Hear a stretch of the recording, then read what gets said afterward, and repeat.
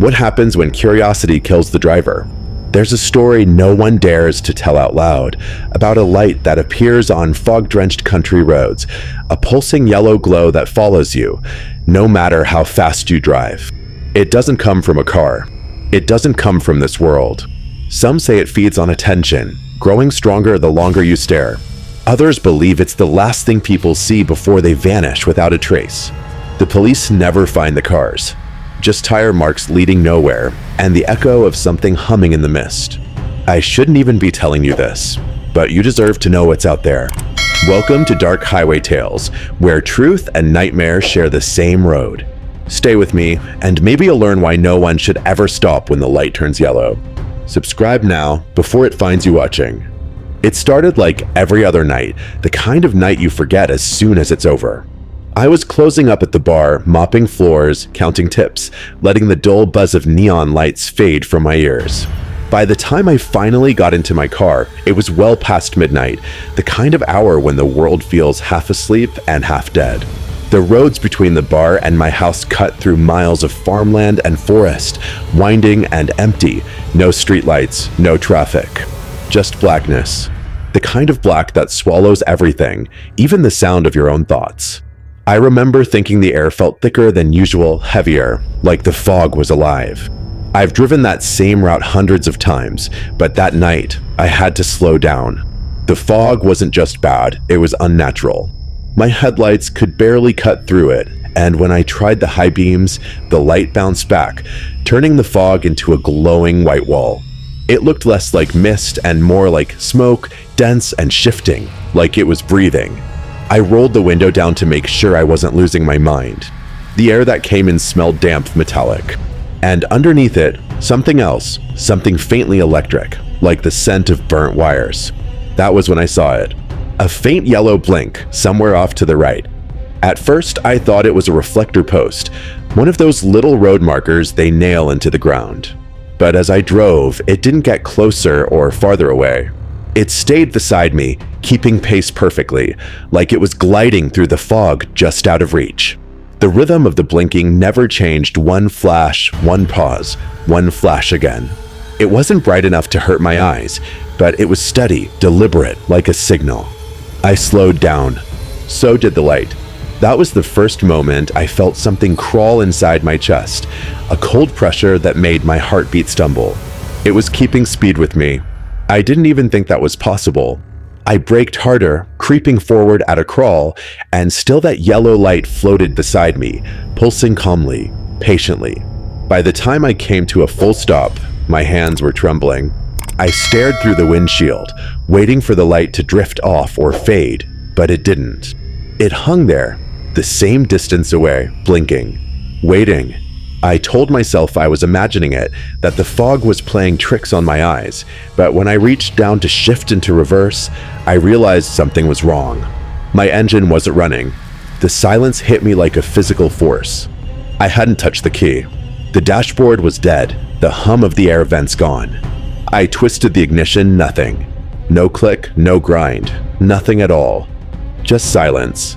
My pulse started to hammer in my ears. I tried again. Still nothing. My phone lay in the cup holder, the screen black. I hit the button dead. I had checked it before leaving work. It was charged. Outside, the light grew brighter. It wasn't blinking anymore. It was swelling, expanding, like a flame catching a gust of wind. The fog around it seemed to glow, shifting from pale yellow to burning white. My instinct screamed at me to move, but I couldn't.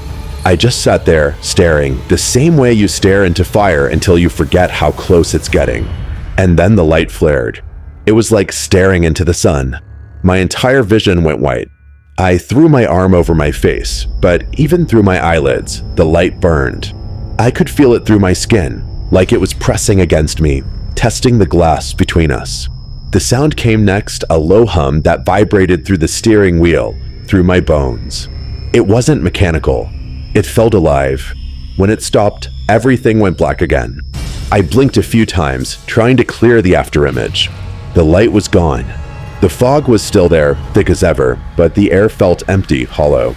I reached for the key again, and this time the engine started instantly, purring like nothing had happened. My phone lit up. Battery still at 20%. Every light on the dashboard came back to life. I didn't think. I just drove.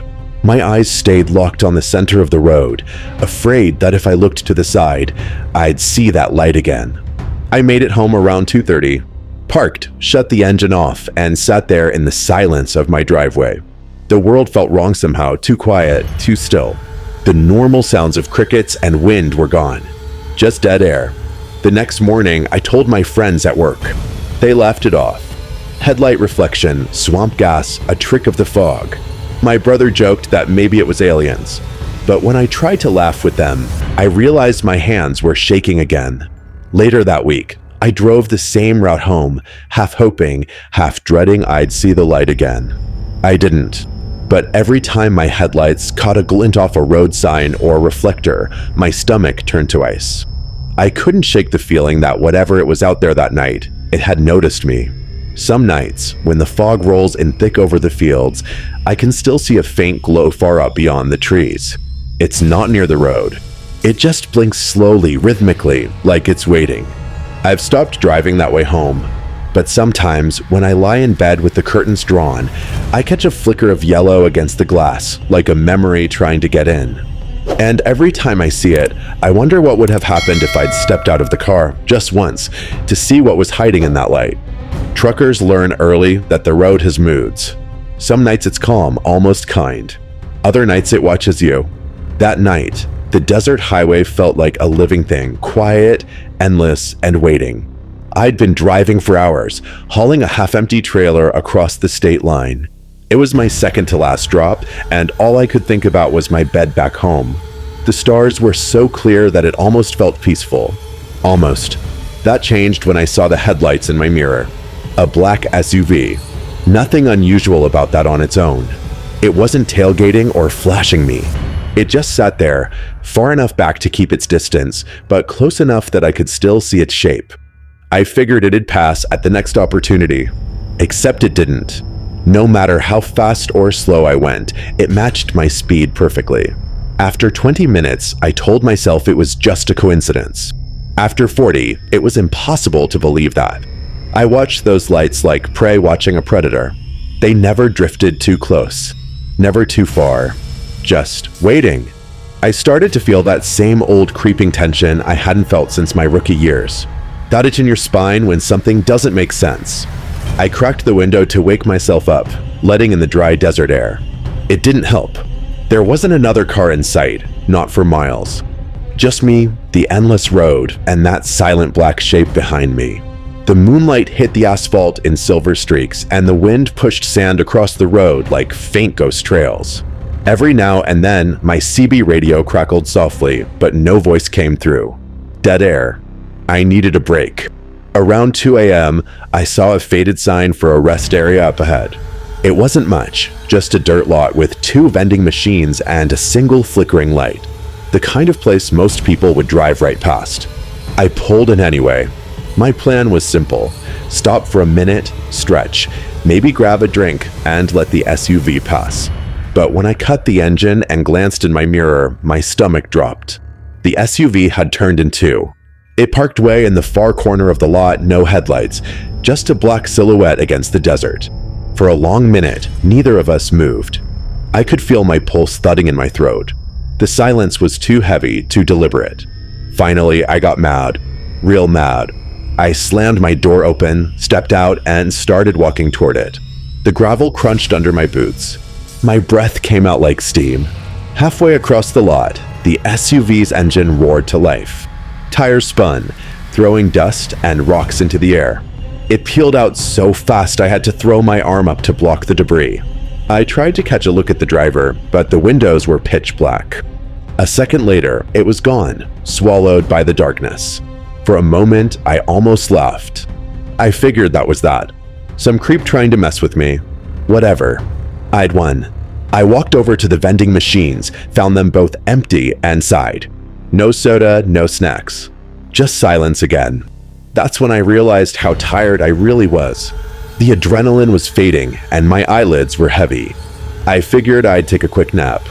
I checked the locks on my trailer, still sealed, and climbed back into the cab. The lot was dead quiet now. I reclined my seat, cracked the window just enough to let in some air, and drifted off. It couldn't have been more than an hour later when I woke up. At first, I didn't know why. Then I heard it, the faintest sound of crunching gravel, slow and careful, coming from behind the trailer. My hand froze halfway to the ignition. My first thought was coyotes. My second was worse. I reached up and barely lifted the corner of my window shade. Two figures crouched by the back of my rig. One had a flashlight, its beam darting back and forth. The other was fiddling with the latch, testing it, quiet but not quiet enough. I've seen that kind of movement before. Deliberate. Experienced. Not random thieves. Professionals. My stomach dropped. I didn't have a gun. Most of us don't. But I had something louder. I slammed my palm onto the air horn. The sound blasted through the night, shattering the silence. The reaction was instant. Both men bolted, stumbling over each other as they ran into the brush. Then headlights. Bright, sudden, blinding. The SUV was back, roaring across the lot with its lights still off until the last second. It screeched around, kicking up dust, and disappeared again into the highway, leaving only the smell of burnt rubber. I sat there gripping the wheel, shaking. For a minute, I thought they'd come back. But they didn't. When my breathing finally slowed, I called the police. My voice didn't sound like mine. It took nearly 40 minutes for a patrol car to show up. 2 officers checked the area, flashlights sweeping across the lot. They found footprints near the trailer, fresh marks on the lock arm, scratches, and pry damage. The officers said it was common. Cargo thieves. They pick a target, tail it for miles, and wait for the right moment to strike. Apparently, they'd been doing it a lot on that stretch of desert highway. I just happened to catch them in the act. The SUV was their getaway vehicle. Lucky me. The cops took my statement, promised to patrol the area more, and left. I didn't sleep again that night. I just sat there in the cab with my headlights off, watching the desert horizon, waiting for those twin orbs of light to reappear. They never did. But here's the part that still gets me. When I dropped my load off the next morning, I checked the back of the trailer again. The scratches were still there, but the padlock was missing. The cops hadn't taken it. It was just gone. A week later, a different driver from my company took the same route. His trailer was broken into while he slept. They found his truck abandoned a few miles down the road, engine running, headlights on. The trailer was empty. The driver was gone. No one saw the SUV again, but every now and then, when I'm on a long stretch of highway and the rearview mirror catches a pair of lights that won't go away, I can feel that old weight return in my chest. And I wonder if it's the same people, or if it's something worse, something that didn't need what was in the trailer at all. Something that just wanted who was driving it. There's something intoxicating about speed at night. The way the world blurs into shadows and streaks of light, the road stretching endlessly ahead like a black ribbon pulling you forward. It feels safe, almost holy, like the darkness itself is protecting you from everything else. That's what I thought anyway. Until the night I learned the road doesn't protect anyone, it just hides the things waiting on it. I wasn't supposed to be out that late. My dad's BMW M3 wasn't exactly meant for joyrides, but I'd done it before and never got caught. It was close to midnight, the kind of humid summer night where the air feels heavy and the world feels empty. I turned the music off so I could hear the engine purr, feel the vibration through the wheel. That car was a machine built for precision, for control. I didn't realize until later how fast control can disappear. I left the highway for the back roads, a decision that still haunts me. Those narrow streets, surrounded by open farmland and empty driveways, felt like a secret world. The trees leaned inward, swallowing the light from my headlights, until it was just me, the hum of the engine, and the road curling like a serpent ahead. It was beautiful, until it wasn't. That's when I saw the flicker. Something metal flashed in my headlights, dead center of the road. I slammed the brakes, the tires screamed, and my chest hit the seatbelt. When I stopped, I realized what it was, a shopping cart. Just sitting there, perfectly centered, facing me. The chrome frame reflected my lights, turning it into a skeletal shape in the dark. At first, I laughed. A shopping cart? Out here? It felt like a joke. I left the car running, hazard lights blinking, and stepped out. The night air was thick, damp, buzzing with insects. The only sound was the slow tick of my cooling engine. I walked up to the cart, half expecting to find something inside, a prank, maybe, or garbage. It was empty, completely ordinary. And yet, the longer I looked at it, the more wrong it felt. Like it wasn't placed there, it was waiting there. That's when I heard it. Footsteps. Fast. Heavy. Coming from the field beside me. I turned just in time to see two figures break through the tall grass, sprinting straight toward me. My body reacted before my mind could. I bolted back to the car, the gravel crunching under my shoes. One of them shouted something I couldn't make out. My hand fumbled for the handle, yanked the door open, slammed it shut, and hit the start button. The car came alive instantly, but they were already there. One stopped a few feet from the car, but the other didn't slow down. He ran straight into the passenger side door, hard enough to make the whole frame shudder. The impact was so loud I thought the glass had shattered. My breath froze as I looked over and saw his face pressed against the window. His eyes were bloodshot and wide, staring right into mine. His skin looked pale under the headlights, smeared with dirt and something darker. His clothes were torn, hanging off his shoulders like rags. There was blood on his chest, his arms, maybe his mouth, but I couldn't tell if it was his or someone else's. He didn't blink. He didn't even seem human in that moment. Then he smiled. I don't know why that smile broke me more than anything else. It wasn't a happy smile. It was empty, like the grin of a corpse remembering it used to be alive. He reached for the handle, fingers twitching, trying to pry it open. That was when instinct finally kicked in. I threw the car into gear, swerved around the shopping cart, and hit the gas. The car shot forward, tires squealing. In the rearview mirror, I saw both of them turn, one limping, the other chasing after me for a few seconds before the darkness swallowed them. I didn't look back again. I didn't breathe again until I was halfway home. Even then, I couldn't shake the image of that face, the dirt, the blood, the hollow stare. I kept imagining him running beside me in the dark, keeping pace with the car, blinking into existence every time I passed under a streetlight. When I finally pulled into the driveway, my hands were shaking so badly I almost dropped the keys. I got out, walked to the passenger side, and froze. The door was streaked with blood. Real blood.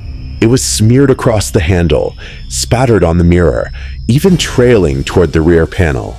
It looked like someone had tried to claw their way in. There was a dent too small, but deep, like a shoulder or skull had hit it. I didn't sleep that night. I just sat in my room, staring out the window, waiting to see if those two figures had followed me home. But the street stayed empty. In the morning, my dad saw the car before I could explain. He went ballistic. Thought I'd hit an animal. He didn't even let me speak at first. When he finally did, he demanded an explanation, and I gave him one, every word of it. His face changed from anger to something else. Not disbelief. Fear. He didn't say anything for a long time. Then he told me to wash the car. So I did. The blood came off easily, but the smell didn't. No matter how much I scrubbed, I could still smell that faint metallic tang. I don't think it was from the car. I think it was stuck in my head. I called the police later that day. They said they'd send someone to check the area I described. They never called back. I tried to convince myself it had been some desperate homeless people, maybe high, maybe injured, that they'd set a trap for anyone who stopped. But that explanation never fit right. I couldn't shake the look in that man's eyes. There was no panic, no fear, just hunger. A week later, I passed that same road again, broad daylight this time. The cart was gone, but there was a dark stain on the pavement about where my car had stopped. It looked like old blood, but maybe it was oil, maybe mud. I didn't get close enough to find out. Now, whenever I drive at night, I can't help but tense up every time I see something shiny in the distance. A can, a reflector, a pair of eyes from an animal, it doesn't matter. My heart stops for a split second, waiting for it to move. Because sometimes, I still see that dent on the door, faint but there, like a fingerprint pressed into the metal. And when the light hits it just right, I swear I can see the shape of a face. Every driver who's been alone on an empty road long enough learns the same truth. Silence is never really silent. There's always something humming underneath it, something alive in the dark that you can't quite name. It's in the rumble of tires, the pulse of headlights, the way the world seems to hold its breath when you slow down. That's what ties all of these stories together. The bartender, the trucker, the joyrider, they all thought they were alone. They all thought they were in control. But the road doesn't belong to anyone. It only borrows you for a while. People like to believe danger comes with a warning. A screech, a shadow, a scream. But the truth is, most horrors arrive quietly. They sneak in disguised as routine, a drive home after work, a pit stop in the middle of nowhere, a late-night joyride when you just can't sleep. Nothing out of the ordinary. Until it is. The bartender's story began with a flicker of yellow light in the fog, something so small, so harmless, that he almost ignored it. It wasn't the light that scared him at first. It was how it refused to behave like everything else in his world. It moved when he moved, stopped when he stopped, as if mimicking him. That was the first sign that he wasn't alone. The road was watching. And when his engine died, when his phone blacked out, when that impossible glow swelled into blinding white, the boundary between reality and something else collapsed. What if that light wasn't a reflection at all? What if it was something older than the road itself, feeding on electricity, on fear, on the pulse of living things? We'll never know, because he never went back. But every time the fog rolls and over that stretch of highway, people still report a flickering glow, like a heartbeat in the mist. The trucker's story was different, but the feeling was the same. Loneliness, distance, miles of nothing but darkness and sand. The black SUV behind him wasn't supernatural, not at first glance. It was human, and that's what made it worse. You can't predict people. You can't reason with desperation. When he pulled into that rest stop, he thought the nightmare would end. Instead, it followed him into sleep. Those men trying to break open his trailer weren't ghosts. They were proof that horror doesn't need monsters to exist.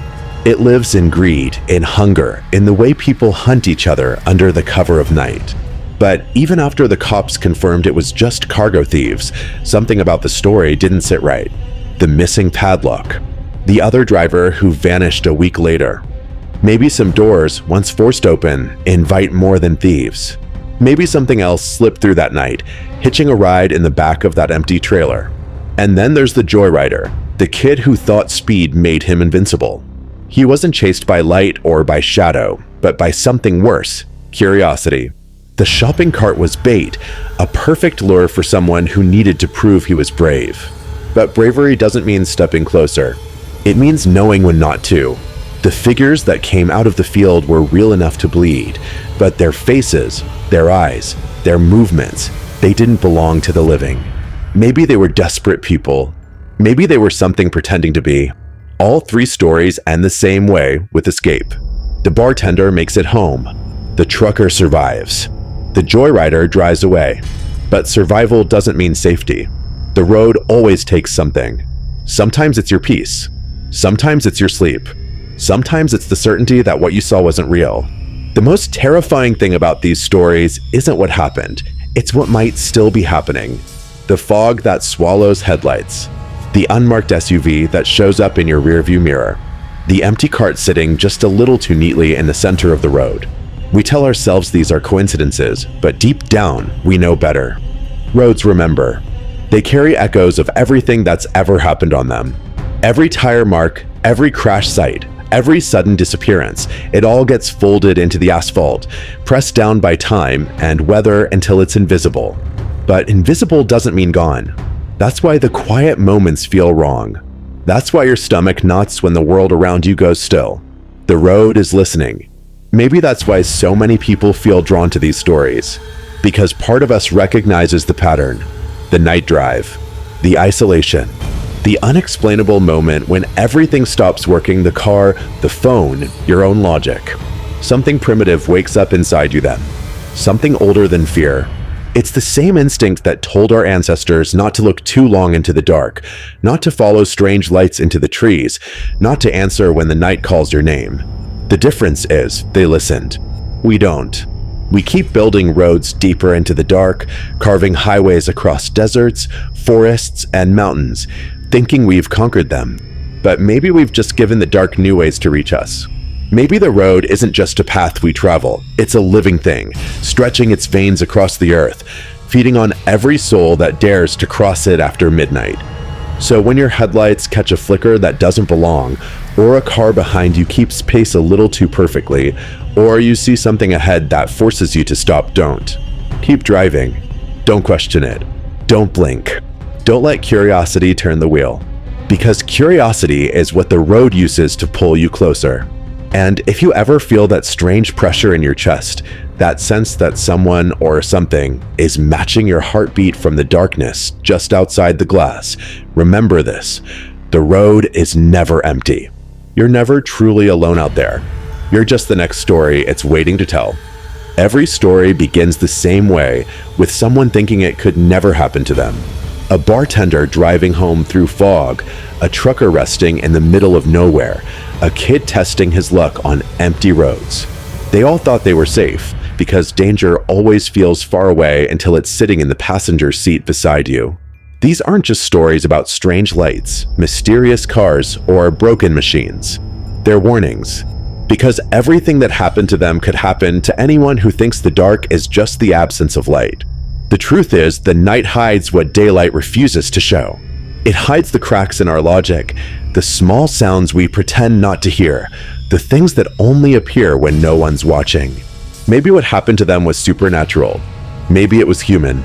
But it doesn't really matter. Fear doesn't care where it comes from, it only cares that you're alone when it finds you. If you ever find yourself driving down an empty road and something doesn't feel right, listen to that instinct. Don't ignore it. Don't rationalize it away. The moment you start explaining fear is the moment it gets closer. Keep moving. Never stop in a place that feels wrong, no matter how tired you are or how curious you get. Because the people in these stories stopped. And that's when it found them. The bartender stopped when he saw the yellow light in the fog. The trucker stopped at the rest area to catch his breath. The joyrider stopped to inspect a shopping cart in the middle of the road. And in those pauses, something slipped through, something that didn't need an invitation, only hesitation. That's the real danger of the road.